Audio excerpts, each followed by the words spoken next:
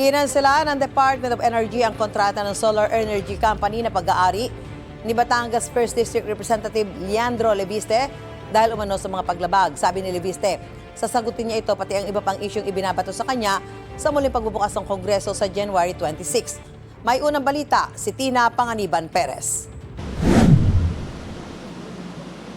Dahil bigong ma-deliver ang commitment na halos 12,000 megawatts na power supply, kinansela ng Department of Energy ang mga kontrata para rito ng Solar Philippines Power Project Holdings. Kumpanyang itinatag ni Batangas 1st District Representative Leandro Leviste. Ang kanselasyon, bahagi ng mas malawak na paglilinis daw ng DOE sa mga hindi natutupad na kontrata. Sa isang mensahe sa GMA Integrated News, sinabi ni Energy Secretary Sharon Garin na mga lehitimo at seryosong investors lamang ang gusto nila sa energy sector. Kaya kinansela nila ang mga kontratang aabot sa 17,000 megawatts ng renewable energy, kabilang ang sa Solar Philippines. Ayon kay Garin, ilang beses silang nagpadala ng show cause orders at iba pa, pero wala raw silang nakuhang tugon sa Solar Philippines. Pinagmumulta sila ng tinatayang 24 billion pesos. Dagdag ni Garin, ang kanselasyon ay base lamang sa discipline, performance at pagpapatupad ng kanilang contractual obligations. Pagsunod-an niya ito sa integridad ng mga kontrata at pananagutan sa publiko at hindi dahil sa politika.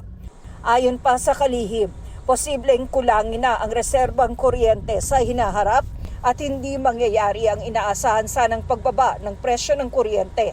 Hininga namin ang reaksyon si Leviste at ang Solar Philippines, ngunit wala pa silang tugon.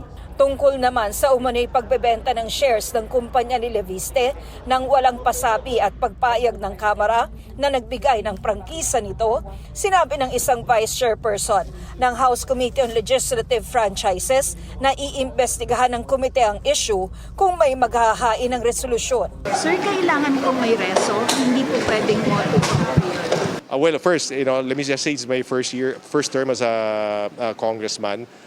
From my understanding, there has to be some kind of resolution because that's the formal way of actually bringing it to the attention of the committee. Kamakailan, sinabi ng kongresista na magbibigay siya ng 2 linggo para sabihin na ng mga tao ang lahat tungkol sa kanya ito sasagutin sa pagbubukas ng Kongreso sa January 26. Ito ang unang balita. Tina Panganiban Perez para sa GMA Integrated News. Gusto mo bang mauna sa mga balita? Mag-subscribe na sa GMA Integrated News sa YouTube at tumutok sa unang balita.